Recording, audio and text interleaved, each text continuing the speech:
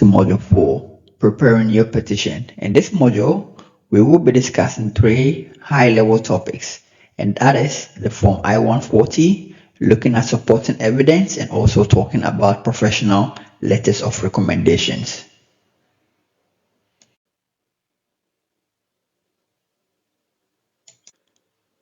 In this class, we would focus on Form I-140 overview, talking about what the form is about and the purpose, as well as some general tips in filling this form.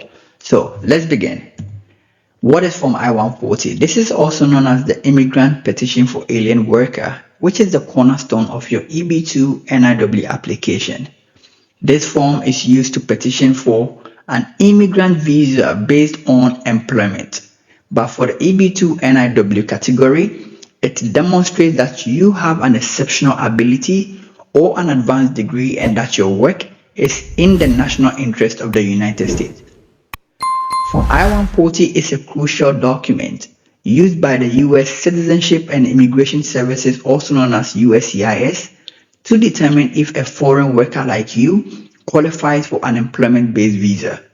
Specifically, for those of you pursuing the EB-2 NIW, this form will be your pathway to proving that your work is of substantial merit and national importance to the United States of America. Now, the purpose. The purpose of this form is to establish your eligibility for an employment-based immigrant visa. By filling this form, you are asking the USCIS to recognize your qualifications and approve your request to work and live in the U.S. based on your professional achievements and contributions. Now, I mentioned there are some general tips in filling this form, so I would go through a few of these and we would continue in this class. But note that if you are using an immigration attorney, you really don't have to worry so much about filling this form and also all of those details involved in this form, because your immigration attorney is going to do the due diligence and ensure there is an accurate information being represented on the form. So here are just few things I would want to mention out of these eight tips here that I want you to focus on. The first is using the current version of the form. Assuming you want to go the do-it-yourself route, it is important to always ensure that the form that you are using or you are filling is the most up-to-date. And the reason is that USCIS have different versions of the form.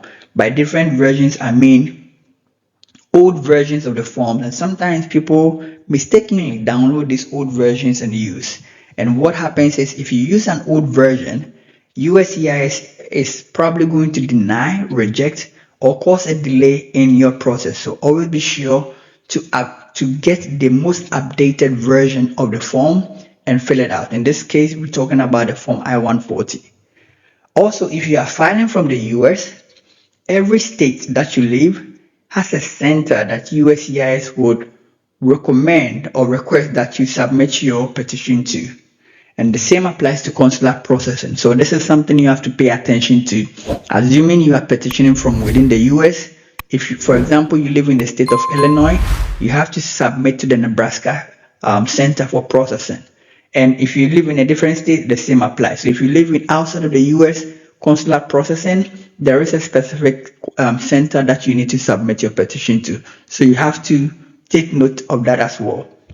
And the last that I would like to mention among these 8 is make sure you sign your form. And again, make sure the form is signed. If you're using an immigration attorney, this is something that an immigration attorney would ask you to do. Once he's done filling the form on his end, he will share with you for you to sign where appropriate or where applicable. Feel free to go through all of these tips and then see how it makes sense to you. But basically, like I said, if you're using an immigration attorney, do not worry. He will take care of everything. But if you are doing it by yourself, the most important thing is what I have mentioned to you. And feel free to send me any questions you may have on the general tips for filling Form I-140.